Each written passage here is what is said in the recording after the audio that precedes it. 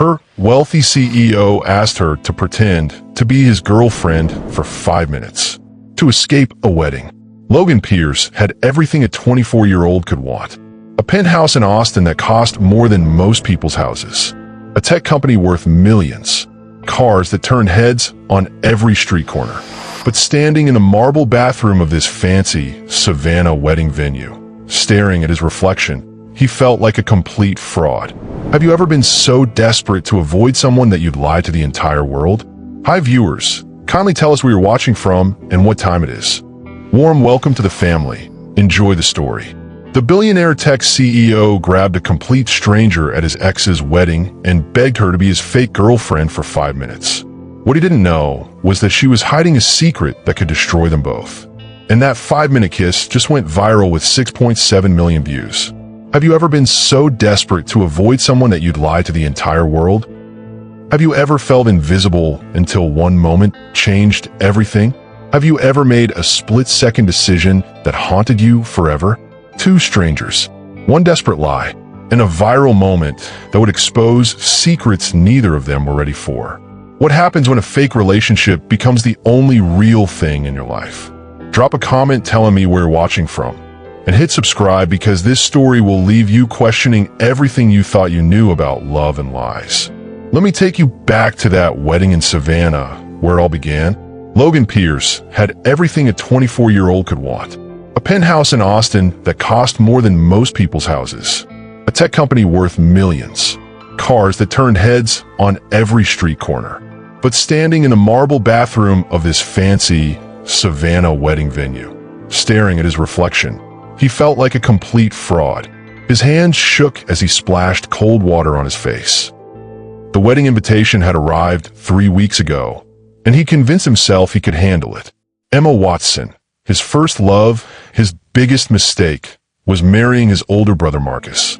Today, in 2 hours, the irony wasn't lost on him.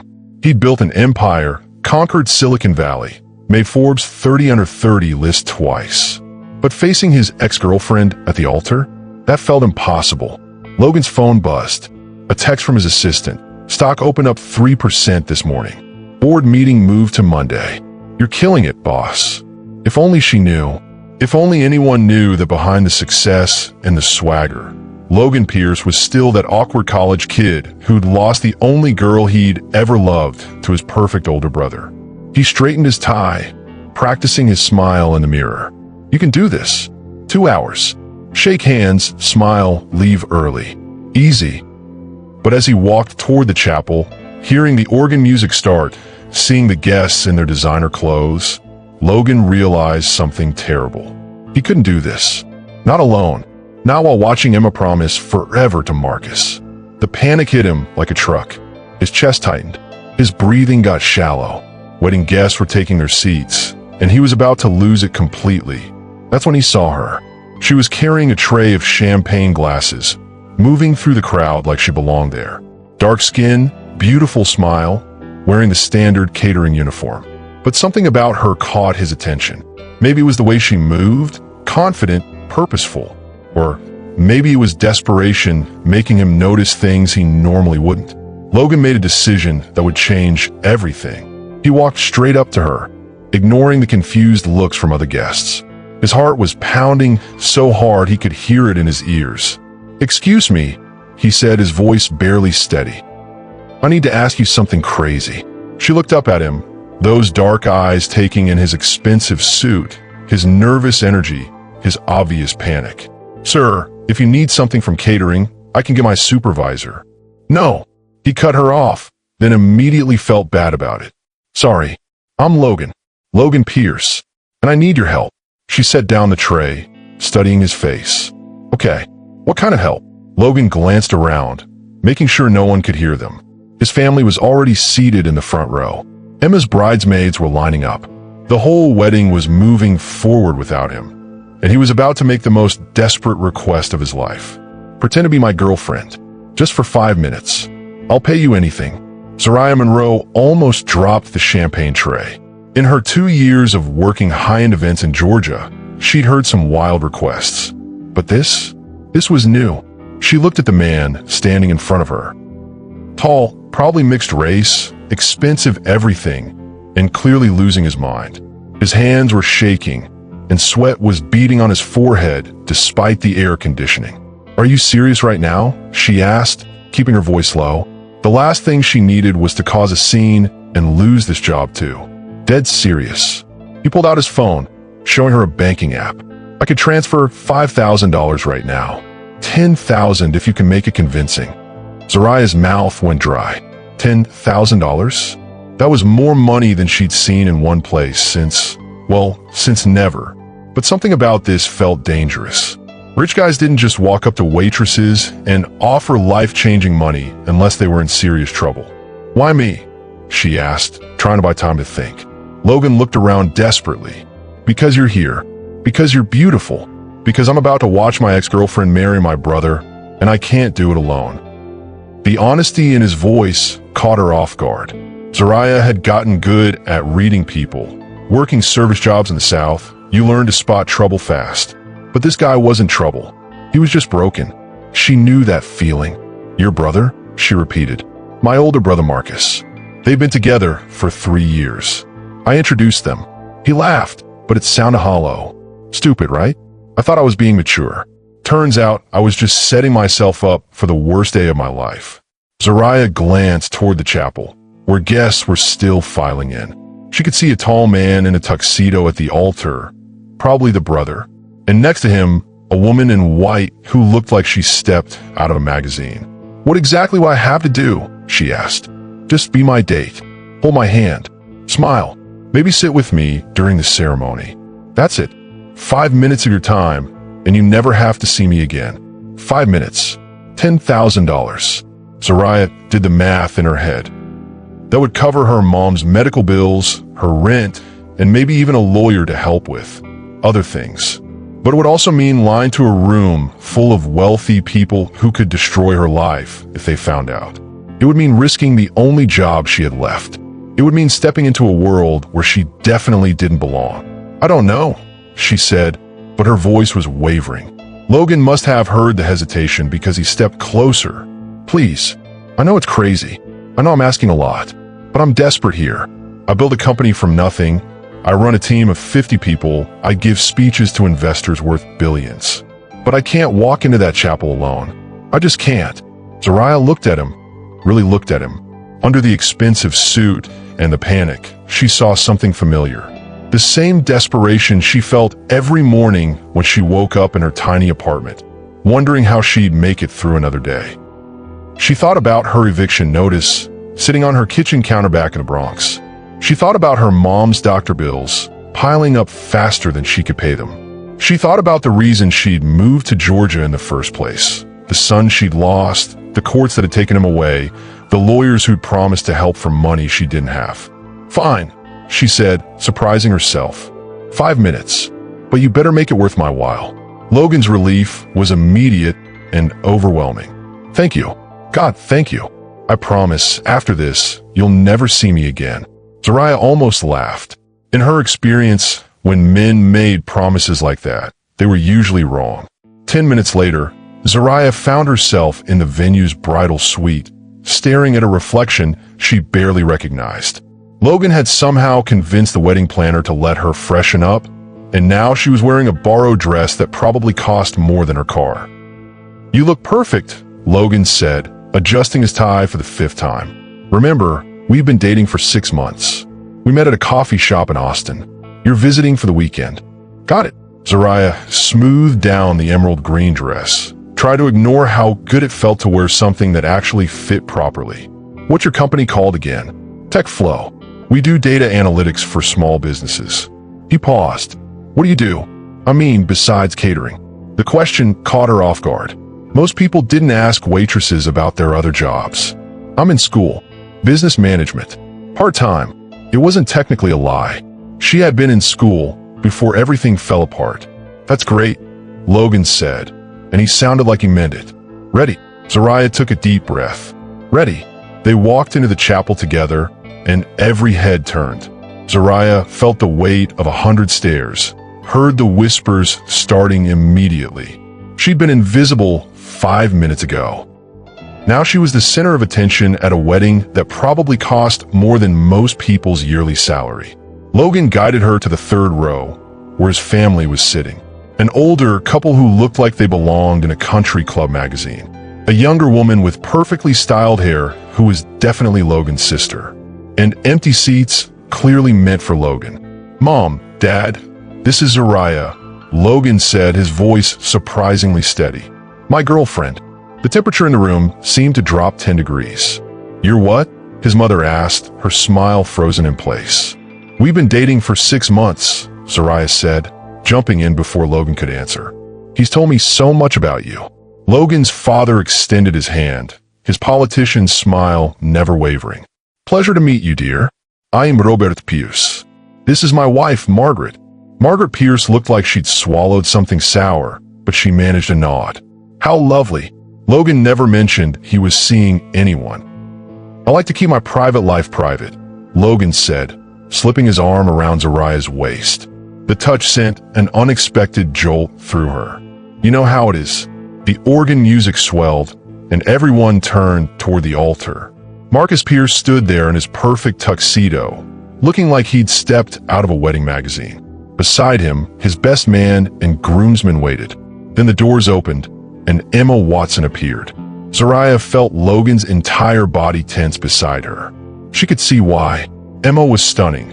Blonde hair, perfectly styled, designer dress that probably cost more than Zariah's rent, and a smile that could launch 1,000 ships.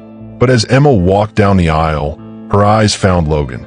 And when she saw him sitting there with Zariah, her perfect smile faltered for just a moment. "She's beautiful," Zariah whispered, because she felt like she had to say something. "Yeah," Logan replied, his voice hollow. "She is." The ceremony began, but Zariah could feel the tension radiating from every direction. Logan's family kept glancing at her. Other guests were whispering behind their programs. And Emma, standing at the altar promising to love Marcus forever, kept looking back at Logan. When the minister asked if anyone objected to the marriage, the silence stretched on forever. Zariah felt Logan's hand tighten around hers, and for a moment, she thought he might actually stand up. But he didn't. "You may kiss the bride," the minister announced. Marcus and Emma kissed, and the chapel erupted in applause. Everyone stood, throwing rice and flower petals. In the chaos, Logan turned to Zariah, and something passed between them, a moment of connection that felt too real for their fake relationship. "Thank you," he said, his voice barely audible over the celebration. "You're welcome," she replied. And then, without thinking, without planning, without considering the consequences, Logan kissed her. It was supposed to be part of the act, a show for his family, proof that he'd moved on. But the moment their lips touched, something shifted. The kiss was soft, desperate, and completely genuine. When they broke apart, Zariah saw something in Logan's eyes that made her stomach flip. This wasn't part of the performance anymore. "Did you see that?" someone behind them said. "Someone was filming us." By the time Logan and Zariah made it to the reception, the damage was already done. Neither of them knew it yet, but 17-year-old Mia Chun, a cousin of the bride, had been live-streaming the ceremony on Instagram. She caught the entire kiss, along with Logan's family's shocked reactions and Emma's visible confusion. The video was already at 50,000 views and climbing fast. "Logan," Marcus called out across the reception hall, his voice carrying over the jazz band. "Come here. I want you to meet Emma's parents." Logan squeezed Zariah's hand. "Showtime," he whispered. They walked over to where Marcus stood with his new wife and her parents, a couple who looked like they'd stepped out of a Ralph Lauren advertisement. Emma's smile was bright, but her eyes were calculating. "So this is the mysterious girlfriend," Emma said, extending a perfectly manicured hand. "I'm Emma. Logan's told me absolutely nothing about you." "Zariah," she replied, shaking hands with the bride. "Congratulations. Beautiful ceremony." "Thank you." Emma's grip lingered a moment too long. "So how did you two meet?" Zariah felt Logan tense beside her. This was the test. Could she sell the story they'd barely had time to rehearse? "Coffee shop in Austin," she said smoothly. He was working on his laptop, completely absorbed in some spreadsheet. I was studying for finals. We both reached for the last blueberry muffin. Logan picked up the story. I offered to split it. She said that was the most romantic thing anyone had ever said to her. Emma laughed, but sounded forced. How sweet. And what do you do, Zariah? I'm finishing my business degree, Zariah said, sticking to the partial truth. Logan's been helping me with my entrepreneurship class. How nice. Emma's mother chimed in. Which university? Before Zariah could answer, Logan's phone started buzzing, then buzzing again, then constantly. Sorry, he said, pulling it out. I need to check this. His face went white as he scrolled through the notifications. Instagram, Twitter, TikTok. His phone was lighting up with tags, mentions, and messages. What's wrong? Zariah asked. Logan showed her the screen. The video had hit 100,000 views in the last 10 minutes. The comments were exploding. Who is she? Logan Pierce as a girlfriend? She's gorgeous. Plot twist at the wedding. This is better than any movie. But it was the caption that made Zariah's blood run cold. Billionaire tech CEO brings mystery woman T.O.E.X's wedding. And the kiss is everything. Hashtag Logan Pierce, hashtag mystery girl, hashtag wedding drama. Oh no, Zariah whispered. What's going on? Marcus asked, noticing their expressions. Logan handed him the phone. Marcus watched the video, his face getting redder with each second. Are you kidding me? He said, his voice low but angry. Someone live-streamed my wedding? It's not that bad, Logan said, but his voice lacked conviction. Not that bad. Emma had pulled out her own phone. Logan, this has been shared 20,000 times in the last hour. My wedding is trending on Twitter. The reception continued around them, but Zariah felt like she was watching it through a fishbowl. Guests were pulling out their phones, some pointing at her and Logan, others recording their own videos. We need to go, Logan said quietly. No, Marco, step closer. We need to talk. Now. The brothers moved away from the group, their voices getting heated. Zariah couldn't hear what they were saying, but she could see the anger in Marcus's gestures, the panic in Logan's posture. Emma appeared beside her. So, she said, her voice deceptively casual. 6 months, huh? Yeah, Zariah replied, not trusting herself to say more. Funny thing, Emma continued, I had lunch with Logan's sister 2 weeks ago.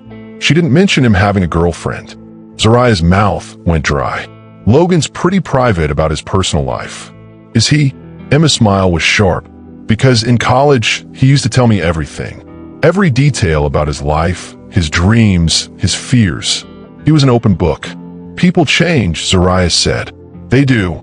Emma stepped closer. But you know what doesn't change? The way someone kisses. And that kiss didn't look like something you'd practiced. Before Zariah could respond, Logan was back, his face grim. We're leaving. Now.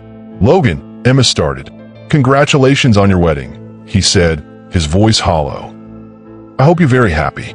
He took Zariah's hand and led her toward the exit. But as they walked away, Zariah heard Emma call out.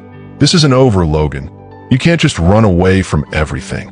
Outside, Logan's hands were shaking as he called an Uber. His phone was still buzzing nonstop. How bad is it? Zariah asked. Logan showed her the latest notification. 6.7 million views and climbing. Your life just changed forever. The Uber ride back to Logan's hotel was silent except for the constant buzzing of their phones. Zariah watched the Georgia countryside blur past the window, trying to process what had just happened. 6 hours ago, she'd been invisible. Now she was trending on 3 social media platforms. I'm sorry, Logan said finally. I never thought. I didn't know anyone was filming. It's not your fault, Zariah replied, though she wasn't sure she believed it. Logan's phone rang. He glanced at the screen and winced. It's my board chair. I have to take this. Robert, I can explain. Logan started, but was immediately cut off by angry shouting loud enough for Zariah to hear through the phone. No, sir, she's not a publicity stunt. Yes, I understand the optics. Monday morning, I'll be there. He hung up and rubbed his temples. Emergency board meeting. They want to discuss my recent erratic behavior and how it affects the company's image. Zariah felt sick. Because of me? Because of the video? Because of the wedding? Because I kissed someone on camera without thinking about the consequences. He looked at her. This is my fault, not yours. Her phone buzzed with a text from her roommate. Girl, you're all over my timeline. Call me now. Then another from her mom. Zoraya, baby, are you okay? Why are people posting your picture online? And another from a number she didn't recognize. We know who you are. Delete yourself from his life, or we'll do it for you. Zoraya's hands started shaking. Logan, I'm getting threats. He leaned over to read her messages, his face darkening. Give me your phone. What? Your phone. I'm hiring security. Personal protection. This is happening because of me, so I'm fixing it. You can't hire me security. I'm a waitress from the Bronx. You're a woman getting death threats because she stood next to me at a wedding, Logan said firmly. I'm fixing this. The Uber pulled up to the hotel, and Zoraya could see photographers waiting outside. 3 of them, cameras ready. How did they find us so fast, she asked. Social media. Someone probably posted our location from the wedding. Logan looked at the photographers, then at her. Are you ready for this? No, she wasn't ready for any of this, but she nodded anyway. They got out of the car, and immediately the cameras started flashing. The photographers shouted questions. Logan, who's the girl? How long have you been dating? Are you planning to marry her? What's your response to your brother's statement? What statement? Logan asked, stopping dead. One of the photographers held up his phone. He posted this 20 minutes ago. Marcus Pierce's Instagram story was still up, disappointed in my brother's attention-seeking behavior at my wedding. Some things should be private and sacred. Emma and I are focusing on our marriage, not Logan's publicity stunts. Logan's face went white. He thinks this was planned. Wasn't it? The photographer pressed. No comment, Logan said, pulling Zoraya toward the hotel entrance. But as they walked past, Zoraya heard one of them say to another, I've got her name. Zoraya Monroe, single mother from New York. Lost custody of her kid 3 years ago. Zoraya stopped walking. The world seemed to tilt sideways. What did you say? She asked, turning around. The photographer grinned. Public records, sweetheart. Everything's public if you know where to look. Logan stepped between them. Leave her alone. Just doing our job, man. People want to know who she is. Inside the hotel lobby, Zoraya felt like she was drowning. Her past, the part she'd worked so hard to bury, was about to become public knowledge. Her son, her mistakes, her biggest failure was going to be entertainment for millions of strangers. Hey, Logan said softly, touching her arm. Are you okay? They know about my son, she whispered. Your son? The words came out before she could stop them. I had a baby when I was 19. The state took him away. I've been trying to get him back ever since. Logan stared at her. That's what you meant when you said you were hiding from your past. I moved to Georgia to start over, to build a life that would be good enough for him to come home to. Tears started falling, and now it's all going to come out. Every mistake, every court hearing, every time I failed him. Hey, Logan moved closer. Look at me. She looked up, and his eyes were gentle. If you help me fix this, I'll help you get your life back, he said. All of it, including your son. You don't understand. I understand that you're a good person who got caught up in my mess. I understand that you deserve better than death threats and photographers digging through your past. He paused. And I understand that I have resources you don't. Money, lawyers, connections. Zoraya wiped her eyes. What are you saying? I'm saying this is business. Don't make it personal. But as Logan looked at her, standing in that hotel lobby with tears on her cheeks and her whole world falling apart, he realized it was already too late for that advice. For both of them. 3 days later, Logan's Austin penthouse felt like a war room. Laptops covered every surface, phones rang constantly, and his assistant Sarah had basically moved in to handle the media circus. TechFlow stock had dropped 15% in 2 days, and the board was calling for Logan's head. Zoraya sat on his couch, scrolling through Twitter comments about herself. Half the internet was calling her a gold digger. The other half was shipping her and Logan so hard they'd created fan art. This is crazy, she muttered, reading a thread analyzing her facial expressions during the kiss. Someone wrote a 1,000-word essay about our body language compatibility. Logan looked up from his laptop. Could be worse. Forbes just published an article titled, "When CEOs Go Rogue, The Logan Pierce Problem." At least they're spelling your name right.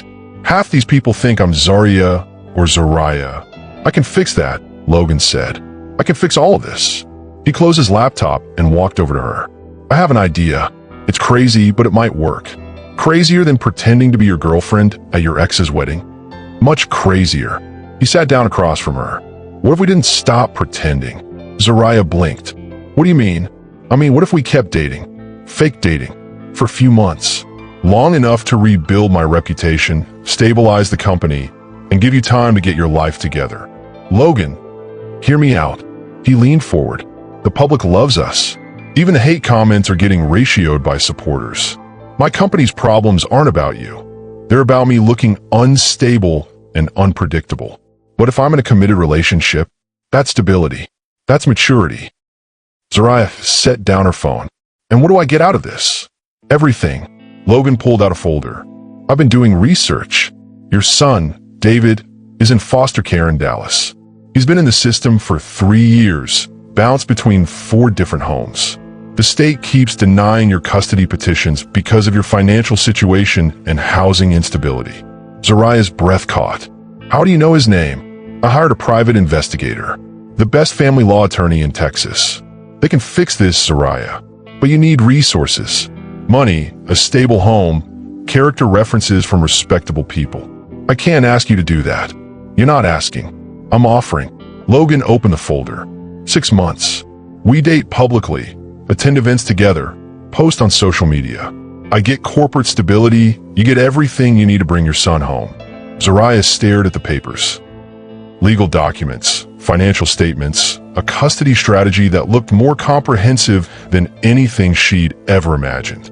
What about the personal stuff? She asked quietly. What do you mean? I mean, what happens when you look at me the way you looked at me at that wedding? What happens when this starts feeling real? Logan's jaw tightened. It won't. How can you be sure? Because I learned my lesson with Emma. Business and personal don't mix. This is a contract, Zariah. A mutually beneficial arrangement. Nothing more. She looked at him, really looked at him. You're lying. I'm not. You are. She stood up. You felt something when you kissed me. I saw it in your eyes. You felt something real, and it scared you. It doesn't matter what I felt, Logan said. This is about fixing our problems. Both of our problems. Zariah picked up the custody papers, scanning the legal language. What about your family? Your brother hates me. Your parents think I'm some kind of social climber. They'll come around, especially when they see how good you are for me. And if they don't, Logan was quiet for a long moment. Then I'll choose you over them too. The words hung in the air between them. Zariah felt something shift in her chest. Dangerous, hopeful, terrifying. 6 months, she said finally. 6 months. And then we go back to our separate lives. Exactly. Zariah signed the papers. But as she wrote her name, she had the strangest feeling that she was signing something much more permanent than a 6-month contract. This is business, she said, more to herself than to him. Don't make it personal. But as Logan watched her sign, he realized it was already too late for that advice. For both of them, 2 weeks into their fake relationship, Zariah felt like she was living in someone else's life. Logan had moved her into a guest suite in his penthouse, bought her a wardrobe that cost more than she used to make in a year, and hired a social media manager to craft their narrative. Smile like you're in love, the photographer said, adjusting his camera. This is for People magazine's New Couples to Watch feature. They were at a trendy coffee shop in downtown Austin, recreating their fake meet cute story for the cameras. Logan had his arm around her waist, and she was laughing at something he'd just whispered in her ear. What did you say? She asked quietly. I said this is the weirdest first date in history, he replied, grinning for the camera. It's working though, Zariah said.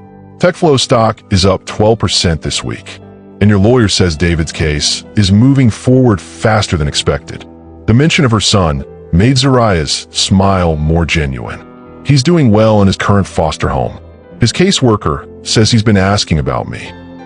That's good, Logan said, and she could hear the sincerity in his voice. Really good. Okay, now kiss, the photographer called out. They'd done this dozens of times now. Public appearances, red carpet events, carefully staged social media posts. But every time Logan's lips touched hers, Zariah felt that same electric shock from the wedding. "Cut," the photographer said. "Perfect. You two have amazing chemistry." If only he knew, Zariah thought. Later, back at the penthouse, they were reviewing the day's social media metrics when Logan's phone rang. He glanced at the screen and his face fell. "It's my mom," he said. "I have to take this." Zariah watched him walk into the other room, but she could hear his side of the conversation. "No, Mom. She's not using me for money." "Yes, I know Emma's concerned." "What do you mean, her background?" The conversation went on for 20 minutes, Logan's voice getting more strained with each exchange. When he came back, he looked exhausted. "Everything okay?" Zariah asked. "My family hired a private investigator," he said quietly. "They know about David, about the custody battle, about why you lost him." Zariah's stomach dropped. "What do they find?" "Everything. Your teenage pregnancy, the domestic violence charges against David's father, the missed court dates when you were working 3 jobs to pay rent." "Logan, I told them it doesn't matter. That your past doesn't define you. That you're a good person who made the best choices you could in impossible circumstances." Zariah felt tears building. "What did they say?" "They want to meet you. Officially. This Sunday. Family dinner." "They want to interrogate me, you mean?" "Maybe." Logan sat down beside her. "But they're still my family. If we're going to make this work, they need to accept you. And if they don't..." Logan was quiet for a long moment. "Then we'll deal with that when it happens." Sunday came faster than Zariah wanted. The Pierce family home was a mansion in the hills overlooking Austin, the kind of place that made her feel like she was trespassing just by walking up the driveway.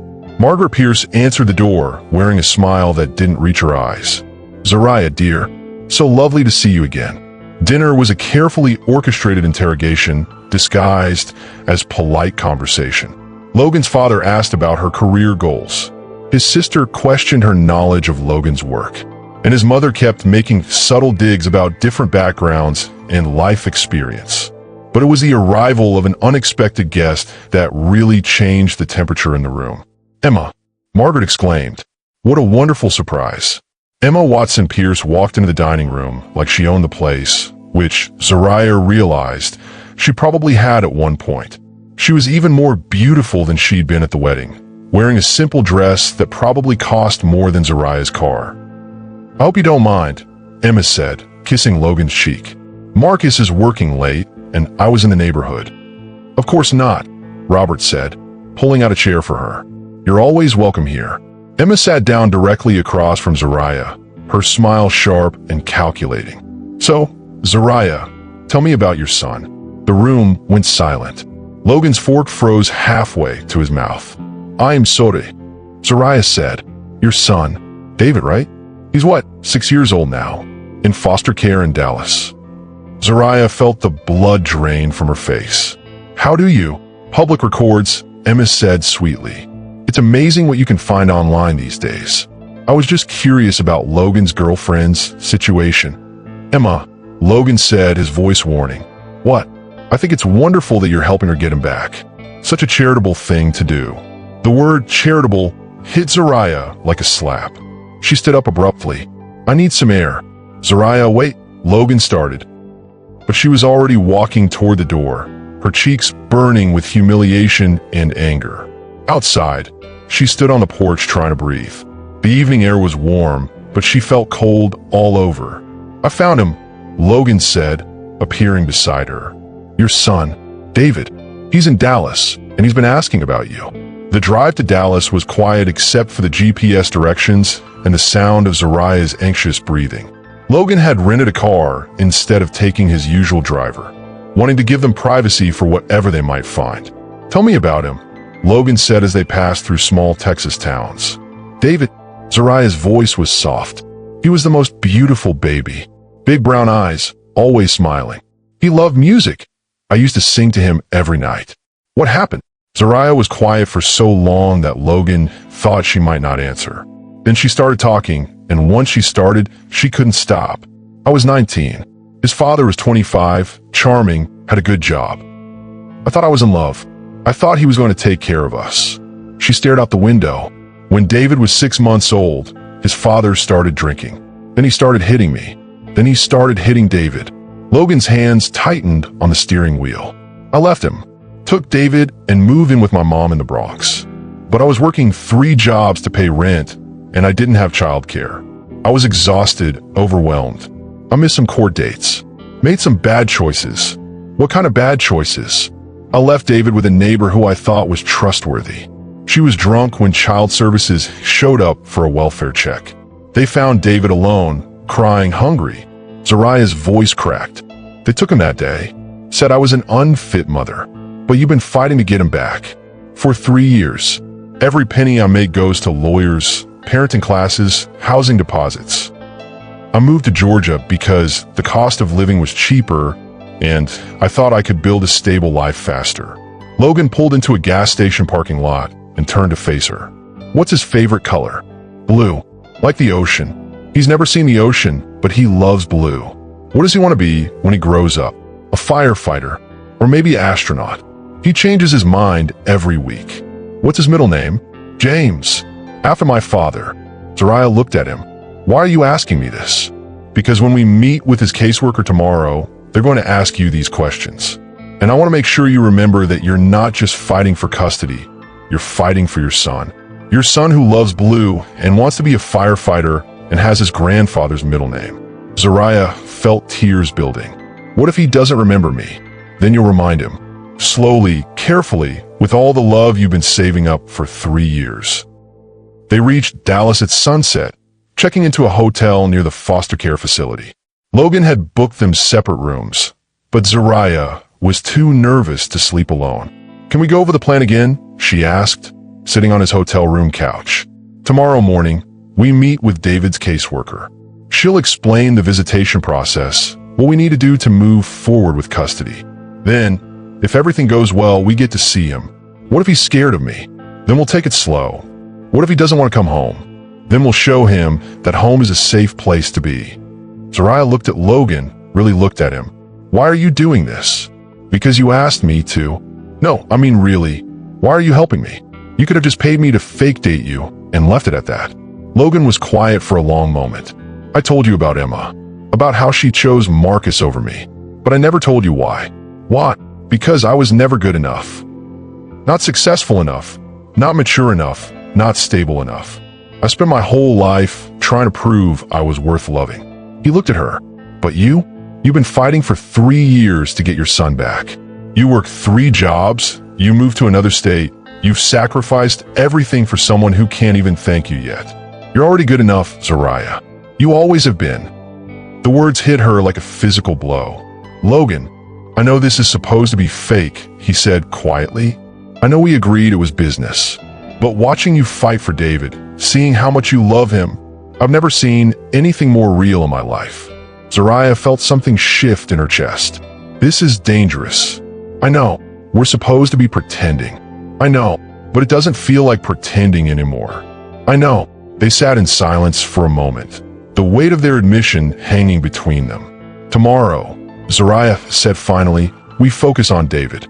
After that, we can figure out what this means. After that, Logan agreed.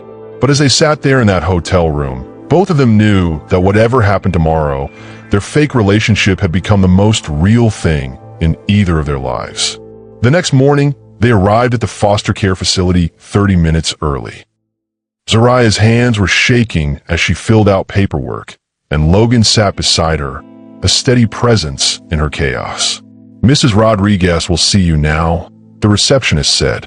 David's caseworker was a tired-looking woman in her 50s who'd clearly seen everything. She looked at Zariah with a mixture of sympathy and professional skepticism. Ms. Monroe, she said, I have to admit, I'm surprised to see you here with such substantial resources.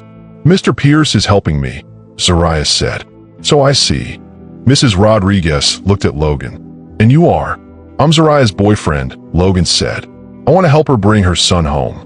Mrs. Rodriguez nodded slowly. David is in a good placement right now.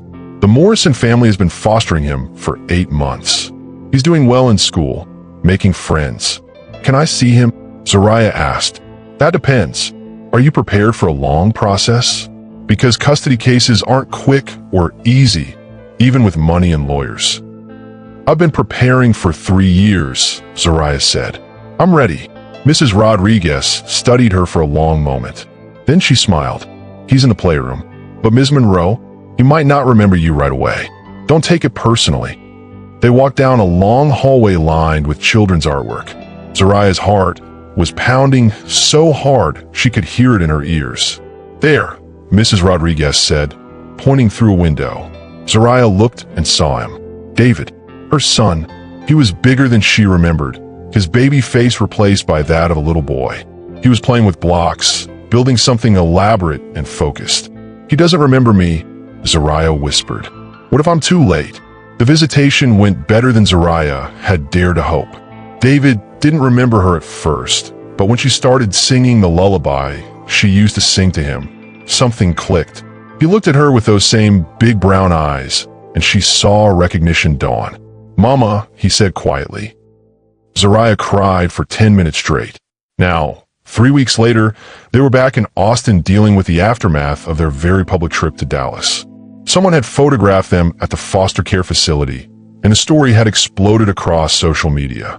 Billionaire's girlfriend fights for custody of son. The real reason behind Logan Pierce's new romance. Love story or publicity stunt.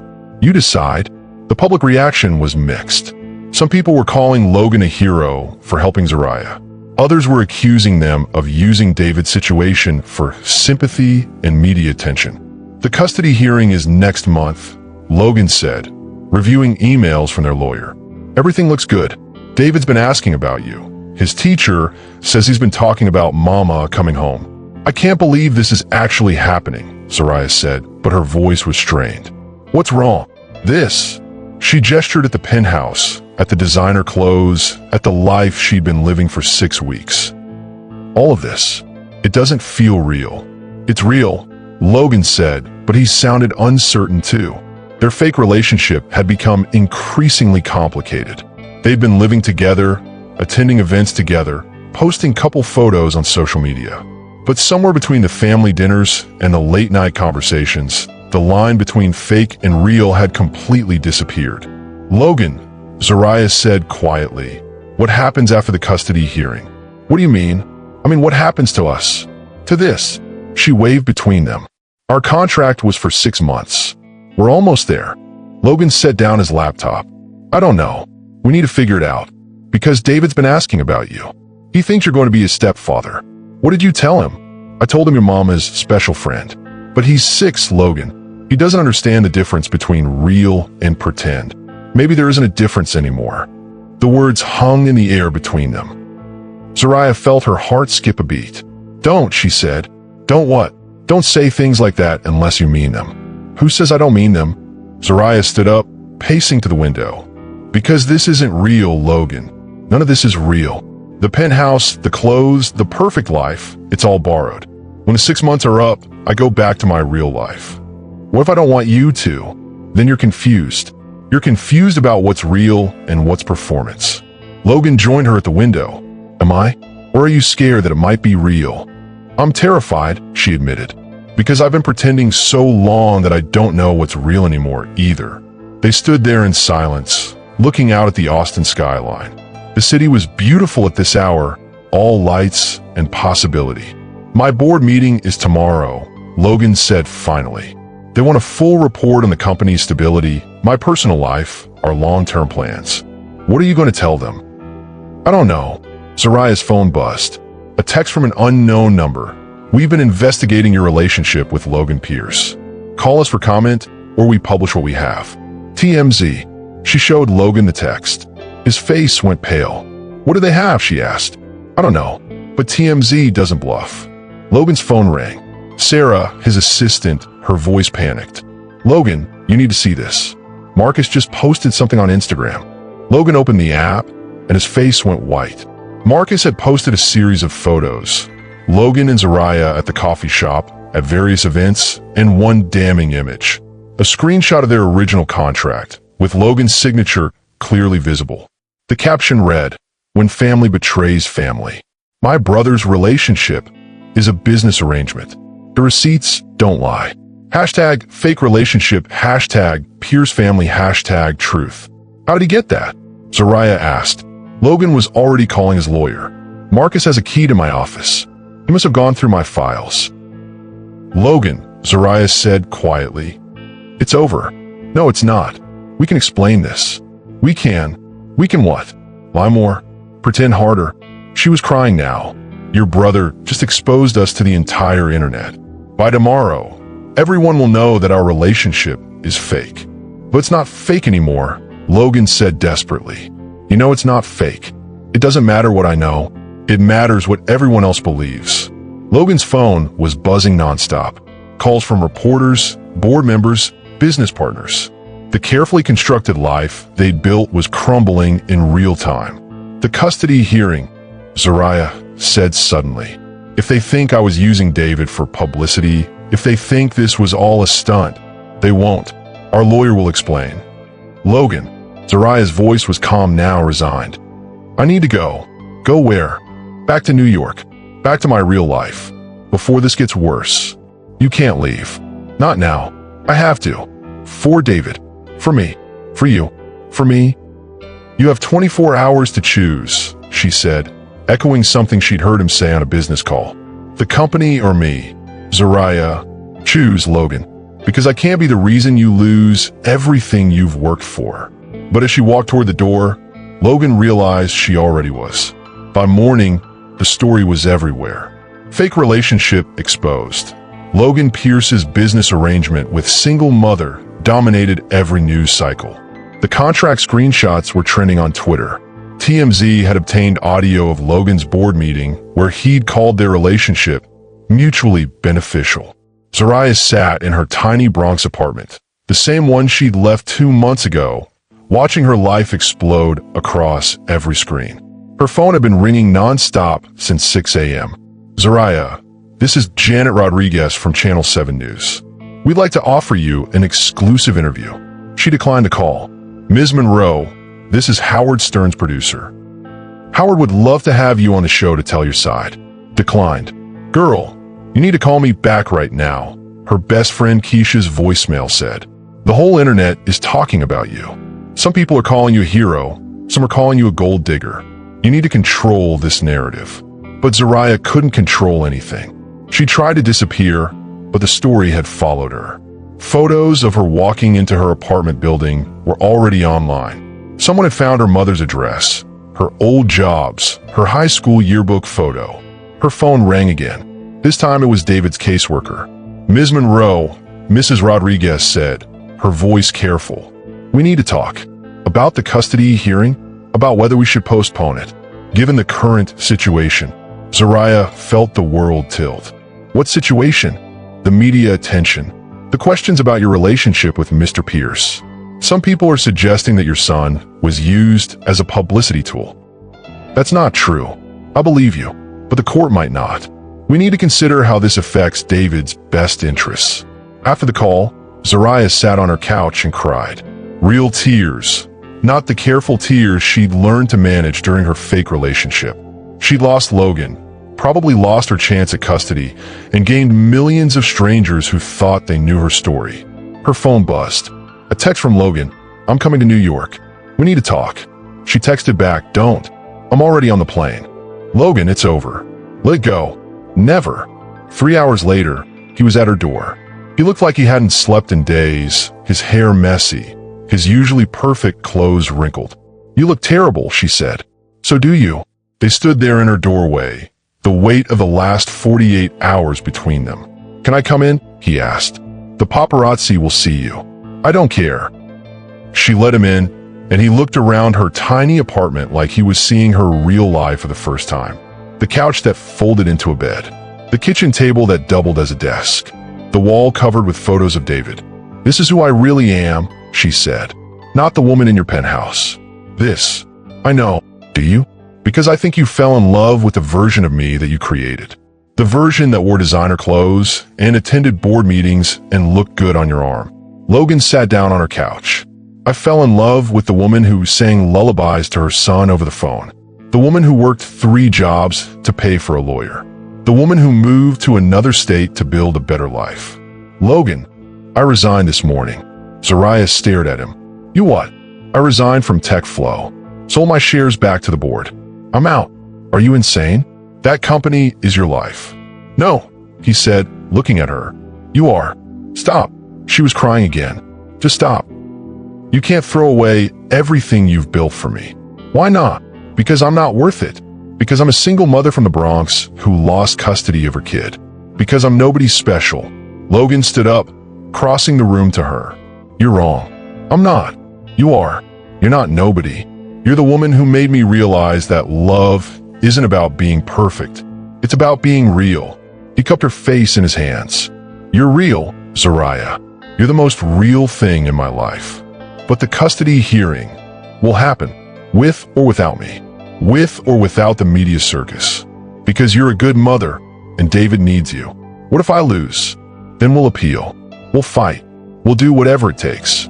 If you'll have me, not as your fake boyfriend, not as a business arrangement, as the man who loves you. Zariah looked at him, this man who'd given up everything for her, and realized something that terrified her. I love you too, she whispered. Then marry me. What?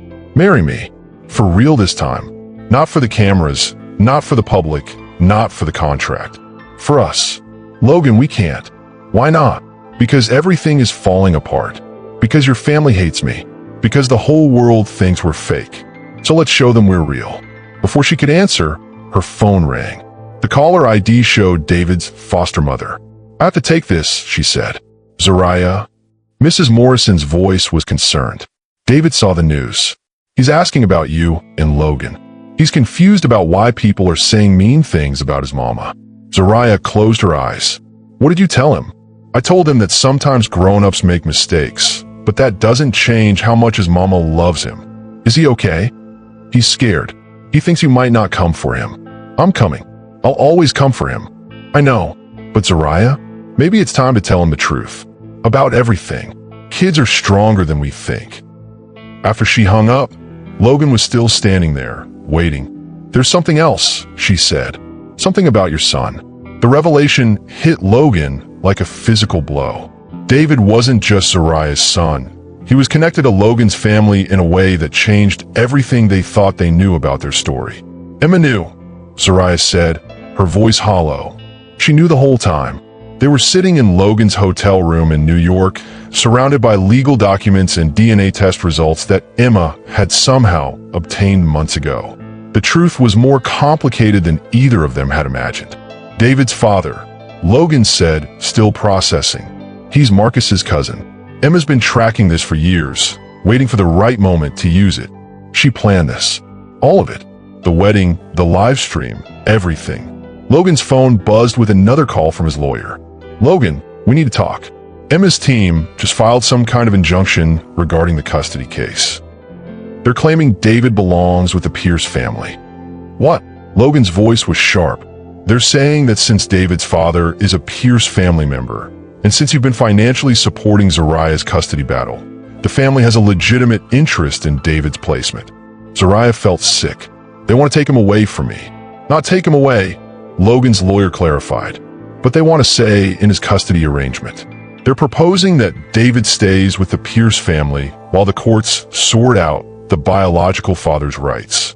Over my dead body, Zariah said, but Logan was already thinking 3 steps ahead. They're trying to force us apart. Emma knows that if David gets caught up in Pierce family custody battle, you'll run. You'll disappear to protect him. Maybe I should. No. Logan's voice was firm. We're not running. We're fighting. Logan, these are your people. Your family. You can't go to war with them for me. Watch me. The next morning, Logan called a family meeting. The Pierce family mansion felt different now. Less like home, more like enemy territory. Margaret and Robert sat at the head of the table, Marcus beside them, and Emma in the chair she'd occupied as a daughter-in-law. We need to discuss David, Logan said without preamble. That boy is a Pierce, Robert said. He belongs with family. He belongs with his mother. A mother who lost custody for neglect, Emma added sweetly. A mother who's been using him for publicity. Enough, Logan said. I know what you're doing, Emma. I know you've been planning this. Planning what? The wedding live stream. The DNA test. The custody injunction. You've been orchestrating this whole thing.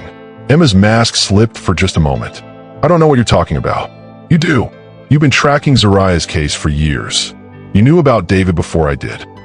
You planned that live stream to go viral, then used the fallout to destroy our relationship and take custody of David.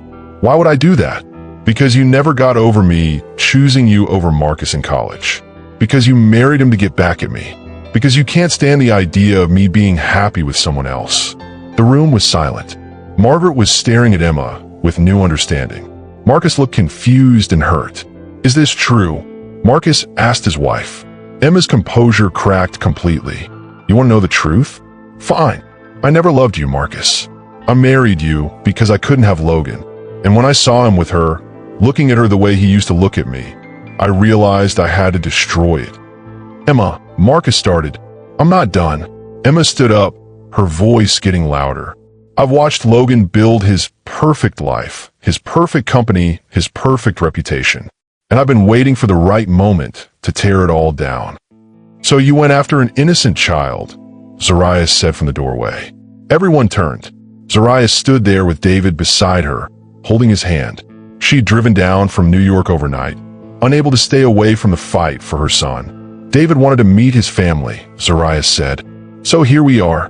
David looked around the room with wide eyes, taking in the mansion, the expensive furniture, the adults staring at him. Are you my daddy? He asked Logan. The question broke Logan's heart. No, buddy, but I love you, Mama, very much. And I love you too. Are you going to marry Mama? I hope so. David looked at the other adults in the room. Are you my family too? Margaret Pierce looked at this little boy. Her family's blood standing in her dining room, and something shifted in her expression. Yes, she said quietly. We're your family too. But Mama's still my mama? Always, Margaret said. And for the first time, she smiled at Zariah with something approaching warmth. Emma realized she'd lost. The next morning, Logan walked into the TechFlow boardroom, knowing it would probably be his last time as CEO. The 12 board members sat around the polished table, their faces grim. His assistant had already cleared out his personal items, just in case.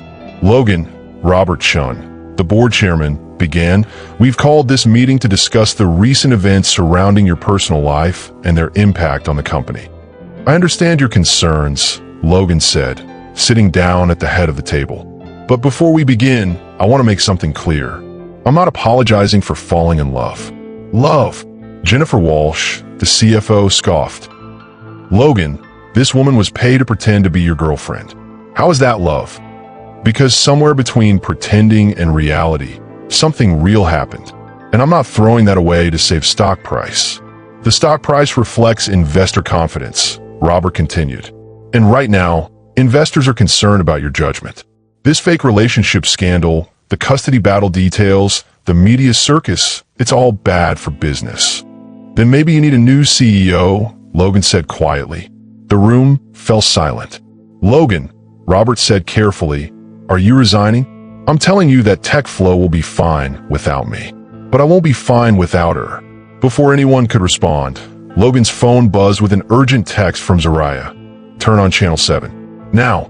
Logan grabbed the remote and switched on the conference room TV. The local news was on, and Emma Pierce's face filled the screen. "I felt it was important to come forward with the truth about Logan Pierce and his so-called girlfriend," Emma was saying, sitting in what looked like her new apartment. "What I'm about to reveal will shock everyone who's been following this story." Logan's blood turned to ice.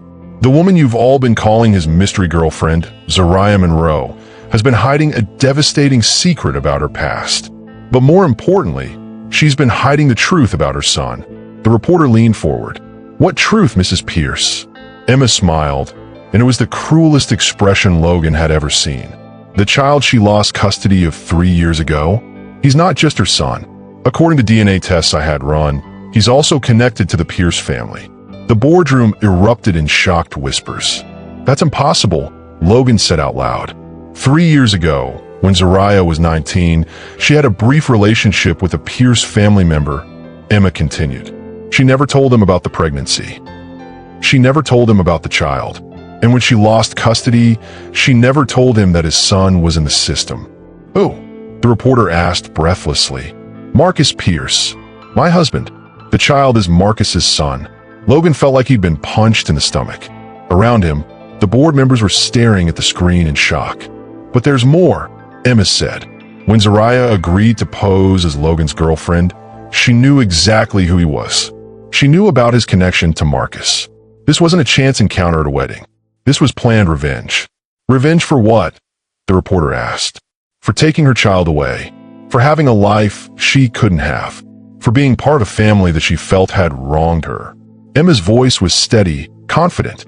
Zariah Monroe targeted Logan Pierce specifically to destroy the Pierce family. And it worked. The news switched to footage of Zariah outside the airport, surrounded by reporters shouting questions. She looked terrified, overwhelmed, and completely alone. Logan's phone exploded with notifications. His personal cell, his work phone, his email, everything was buzzing at once. Logan, Robertson said slowly, "Is this true?" "I don't know," Logan said honestly, "but I'm going to find out." He stood up, grabbing his jacket. "This meeting is over. Do whatever you want with the company. I have more important things to deal with." Logan wait, but he was already out the door, calling Zariah's number. It went straight to voicemail. He tried again. Voicemail. On the third try, a strange voice answered. "Logan Pierce. Who is this? Where's Zariah?" "This is Detective Maria Santos with the NYPD. Ms. Monroe asked me to call you. She's been taken to the hospital." "What? What?" She collapsed at the airport. Panic attack, the doctors think. "But Mr. Pierce, there's something else. She asked me to give you a message." "What message?" "She said to tell you that Emma Pierce is lying about everything. She said to tell you that the DNA test proves it, but not in the way people think." Logan felt his world tilt. "What does that mean?" "She said you'd understand when you saw the results. She said the DNA test proves something that changes everything." "Where is she now?" "St. Mary's Hospital in Queens." "But Mr. Pierce?" "She also said she's not sure she can handle any more of this. She said she's thinking about disappearing. For good." Logan was already heading for the elevator. "Tell her I'm coming. Tell her not to give up on us." "I will. But sir, whatever's in that DNA test, it's got her pretty shaken up. She kept saying, he's not Marcus's son. He's not Marcus's son over and over." Logan stopped walking. "What did you say?" She kept repeating that. "He's not Marcus's son." She seemed pretty sure about it. As the elevator doors closed, Logan realized that Emma's bomb had just exploded. But maybe, just maybe, it had exploded in her face instead of his. The DNA test proves it. He's not just your son. Logan burst through the hospital doors at St. Mary's like a man possessed. He'd driven from Austin to Queens in 8 hours, stopping only for gas and coffee. The media circus had followed him. Helicopters, news vans, photographers at every red light. He found Zariah in room 314, sitting up in bed, looking small and exhausted. When she saw him, her eyes filled with tears. "You came," she whispered. "Of course I came." Logan sat down beside her bed, taking her hand. "Are you okay?" "I've been better." She tried to smile. "Did you see Emma's interview?" "I saw it. The whole board saw it. The whole world saw it." Logan squeezed her hand. "But I also talked to Detective Santos. She said you kept saying the DNA test proves something different." Zariah nodded, reaching for a manila envelope on her bedside table. Emma was right about one thing. She did have a DNA test done. But she didn't tell the whole truth about what it shows. "What do you mean?" "My son isn't Marcus's child." Zariah's voice was steady now. "He's yours, Logan. He's been yours all along." Logan stared at her. "That's impossible. We never. Not from the wedding. From before." Zariah took a shaky breath. "Do you remember spring break, senior year of college? You were visiting Marcus in New York. There was a party at Columbia." Logan's mind raced back. Spring break, 2019. He'd been stressed about graduation, about starting his company. Marcus had dragged him to a party to loosen up. "I was a sophomore," Zariah continued, "working as a server at the party. We talked for hours. About business, about dreams, about how we both felt like outsiders in different ways." The memory hit Logan like a truck. A beautiful girl with an infectious laugh and big dreams. They'd talked until sunrise, walking around Manhattan, sharing stories and hopes for the future. "Zariah," he said softly, "you said you'd call. You never did." She wasn't accusing, just stating fact. "A month later, I found out I was pregnant. I tried to find you, but you graduated. You'd moved to Austin. Your social media was private. I didn't know your last name was Pierce until I saw you at the wedding." Oh my God. Logan felt like the floor was shifting beneath him. "Why didn't you tell me at the wedding?" "Because you were panicking about your ex-girlfriend marrying your brother. Because you were a stranger asking me to pretend to be your girlfriend. Because I thought you'd chosen not to contact me 4 years ago." Tears spilled down her cheeks. "Because I was scared you'd take him away from me." "Take him away?" "Zariah, he's my son. Our son. I know. And I know I should have told you. But I was 19 and scared and alone. When the state took him, I thought I'd lost my only chance to be his mother." Logan stood up, pacing to the window. Outside, photographers were setting up across the street. "This changes everything. Does it? Your brother still thinks he's the father. Emma's still convinced the world that I'm some kind of con artist. The media still thinks this is all a scam. Then we tell them the truth. Logan, look at me." Zariah's voice was firm. "I'm a single mother from the Bronx who lost custody of her child. You're a millionaire CEO who just got fired from his own company. What makes you think anyone will believe us? Because we have proof. The DNA test Emma paid for proves our son is mine, not Marcus's. We have medical records, birth certificates, evidence of when we met. And we have 4 years of me not telling you about him. For years of letting you think you were childless while your son was in foster care." Logan turned back to her. "Why? Why didn't you try harder to find me?" "Because I was a kid who got pregnant at a party. Because I was ashamed. Because I convinced myself you wouldn't want to know." Zariah wiped her eyes. "Because I was protecting myself from being rejected by the only person who'd ever made me feel like I mattered." "Zariah, I know it was wrong.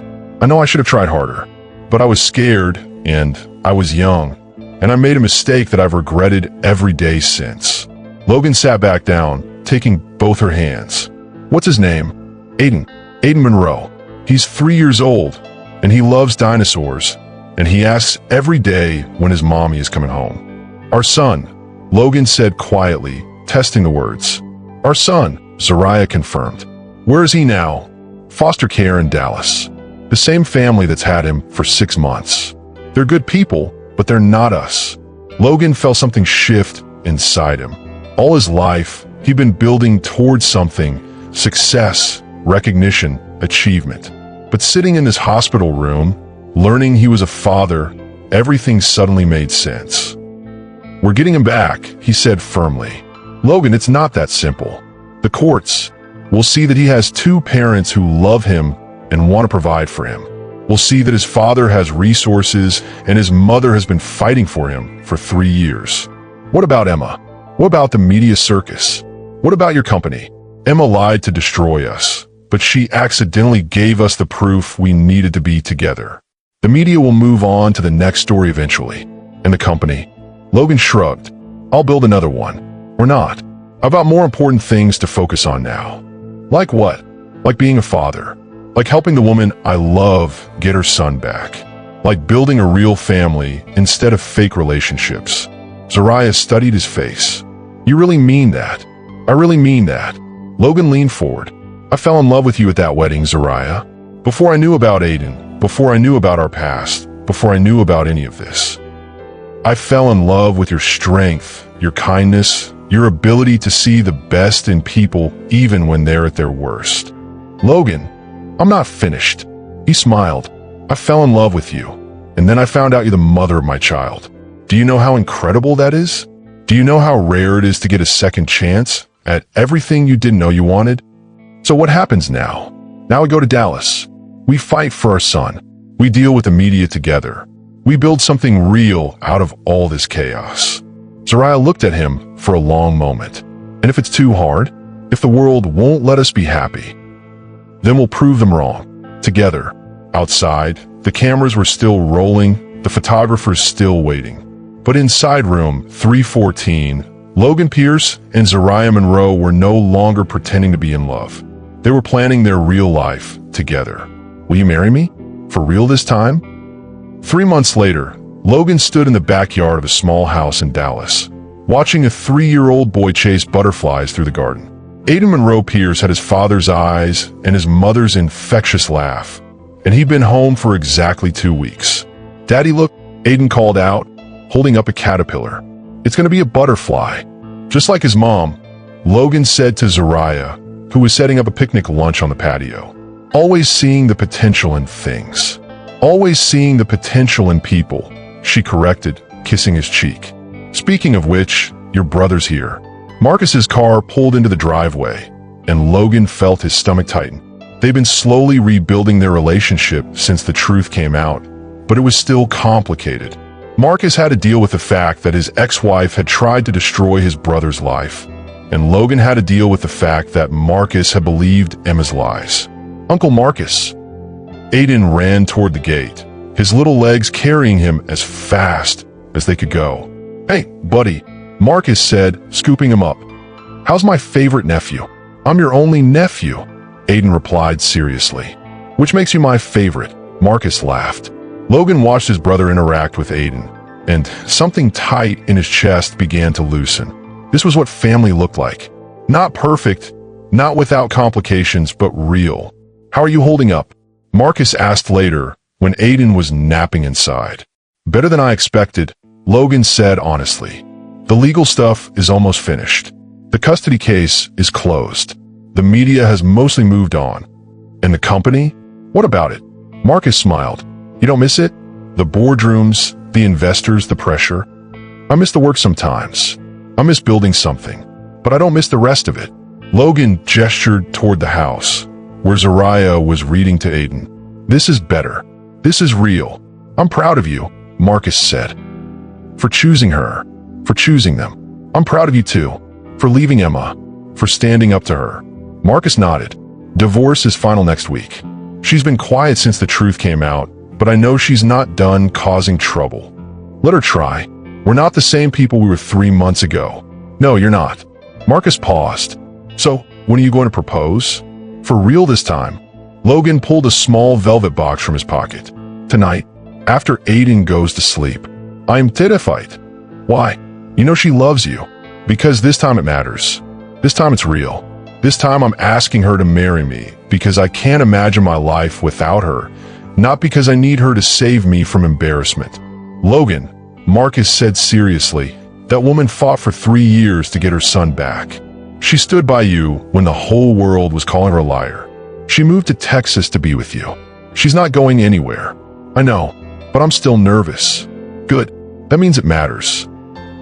That evening, after Aiden was asleep and the dishes were done, Logan found Zariah on the back porch, looking up at the stars. "Remember our first real conversation?" he asked, sitting beside her. "The night we met at Columbia, or the night at the wedding?" "The night we met. You told me you wanted to start your own business someday. Something that would help other single mothers." "I remember." Zariah smiled. "You told me you wanted to build something that would last. Something that would matter." "I think I found it," Logan said, taking her hand. "Your company?" "No." He turned to face her fully. "This. Us. Our family." Zariah's breath caught as Logan pulled out the ring box. "I know we did this backwards," he said, his voice shaking slightly. "I know we started with a lie and ended up with the truth. I know we have a 3-year-old son who's asleep inside, and a complicated past, and an uncertain future. Logan, but I also know that you're the strongest person I've ever met. I know that you make me want to be better than I am. I know that when I watch you with Aiden, I see everything I want my life to be." He opened the box, revealing a simple but beautiful diamond ring. "Zariah Monroe, will you marry me? For real this time? Not because I need you to save me, but because I want to spend the rest of my life saving each other." Zariah was crying now, but she was smiling too. "Yes," she whispered. "Yes, I'll marry you for real this time." As Logan slipped the ring on her finger, they could hear Aiden stirring inside, probably having one of his dinosaur dreams. In a few minutes, he'd wake up and want water, and they'd both go tuck him back in. Later, they'd plan their wedding, their future, their business together. But for now, they just sat on the porch, holding hands, watching the stars, and marveling at how a 5-minute lie had turned into the most honest thing either of them had ever done. "I love you," Zariah said. "I love you too," Logan replied. And this time, they both meant it. But first, there's one more secret. 6 months later, Logan stood at the altar of a small church in Austin, watching Zariah walk down the aisle in a simple white dress that made her look like an angel. This time, there are no photographers, no viral videos, no hidden agendas. Just family, friends, and a 3-year-old ring bearer who was more interested in the flower petals than his job. "Daddy, do I throw the flowers now?" Aiden whispered loudly, making the congregation laugh. "Not yet, buddy," Logan whispered back. "Wait for Mommy to get here." Marcus stood beside him as best man, no longer the rival, but the brother who'd helped him find his way back to what mattered. In the front row, their parents sat with Zariah's mother, who'd flown in from New York for the wedding. But it was Zariah's smile that made Logan's heart skip. Not the nervous smile from the first wedding, but the confident smile of a woman who knew exactly what she was choosing. "Dearly beloved," the minister began, but Logan was already lost in Zariah's eyes. They'd written their own vows, and when Logan's turn came, he spoke from the heart. "Zariah, you taught me that love isn't about finding someone perfect. It's about finding someone who makes you want to be perfect for them. You taught me that family isn't about blood or money or status. It's about showing up for each other, even when it's hard. Especially when it's hard." He glanced at Aiden, who was now sitting in the front row with his grandmother, clutching his stuffed dinosaur. "You gave me a son I didn't know I had and a love I didn't know I needed. You turned my biggest mistake into my greatest blessing. And you did it all while being the strongest, most incredible woman I've ever known." Zariah's vows were equally moving. "Logan, you could have had any life you wanted. You could have chosen your company, your reputation, your comfortable world. Instead, you chose chaos. You chose me and Aiden and all the complications that came with us. You chose love over logic, and that choice changed everything. I promise to never hide from you again. I promise to trust you with my fears, my dreams, and my heart. I promise to build something beautiful with you, not because it's easy, but because it's worth it." When a minister pronounced them husband and wife, Logan kissed Zariah like he'd been waiting his whole life for this moment, which in a way he had. "Now, can I throw the flowers?" Aiden asked loudly, making everyone laugh again. "Now you can throw the flowers," Zariah said, picking him up for a family hug. The reception was small, but perfect. No viral videos, no scandal, no hidden drama. Just dancing, laughter, and the kind of happiness that comes from choosing the right person at the right time for the right reasons. As the night wound down, Logan found himself on the dance floor with Zariah, swaying to their song, while Aiden slept in his grandmother's arms.